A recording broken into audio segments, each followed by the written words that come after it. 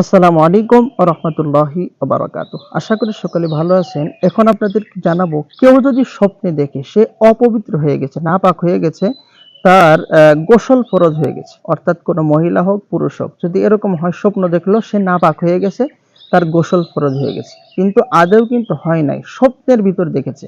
একেবারে স্বপ্নে দেখেছে। তাহলে এর ব্যাখ্যা কি হবে? অর্থাৎ তার উপর গোসল ফরজ হয়ে গেছে। এর ব্যাখ্যা কি হবে? আপনার ভিডিও না টেনে আপনারা দেখতে থাকুন, তাহলে ইনশাল্লাহ আল্লামা ইবনে শিরিন রহমতুল্লাহ আলাইহির খাবনামা থেকে জানতে পারবেন। তাহলে এটা তার সমস্যা জটিল হওয়ার নিদর্শন। অর্থাৎ যে কোনো সমস্যা কিন্তু আপনার জটিল হয়ে যাবে ইনশাল্লাহ। বা এটা কিন্তু আপনি মনে কিন্তু করতে পারেন যে আপনার একটি বিপদে পড়েছেন।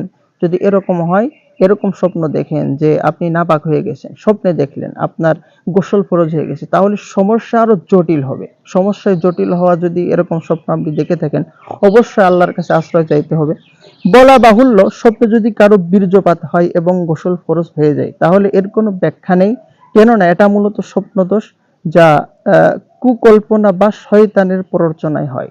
যদি এরকম হয় যে স্বপ্নের ভিতরে আপনার স্বপ্নদোষ হয়েছে, আপনি ঘুম থেকে উঠে দেখলেন আপনার বীর্য বের হয়ে গেছে, আপনার লুঙ্গি ভিজে গেছে বা কাপড় ভিজে গেছে, আপনি ঠিক পেয়ে গেলেন, তাহলে কিন্তু এর কোনো ব্যাখ্যা নেই। এটা কিন্তু সরাসরি শয়তানের পক্ষ থেকে হয়েছে। এমনকি উপযুক্ত বয়সে উপনীত হলেও কিন্তু ছেলেদের, মেয়েদের কিন্তু এই স্বপ্ন দোষটি কিন্তু হয়ে থাকে। তো যদি এরকম হয় যে বীর্য বের হয়ে গেছে, তাহলে কিন্তু এটা শয়তানের প্ররোচনার ফল। অর্থাৎ সারাদিন আপনি যে খারাপ চিন্তা ভাবনা করেছেন, যে সমস্ত নেকেট ছবি, গান, সিনেমা দেখেছেন, সেটার চিন্তার কারণেই কিন্তু, কোনো মেয়েলি চিন্তার কারণেই কিন্তু আপনার এই স্বপ্ন দোষটি হয়েছে।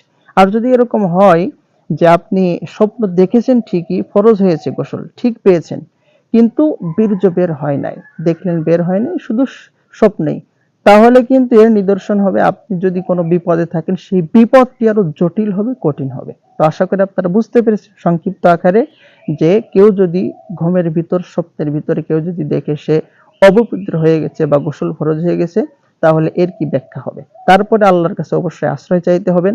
আল্লাহ তাআলা সবকিছু দেনেওয়ালার মালিক, সবকিছু নেনেওয়ালার মালিক কিন্তু একমাত্র আল্লাহ। আল্লাহ তাআলা আমাদের সকলকেই সঠিক বুঝ দান করুক। আমি আপনাদের সাথে এতক্ষণ ছিলাম হাফেজ বাহাউদ্দিন আলিফ। আসসালামু আলাইকুম ওয়া রাহমাতুল্লাহি ওয়া বারাকাতুহু।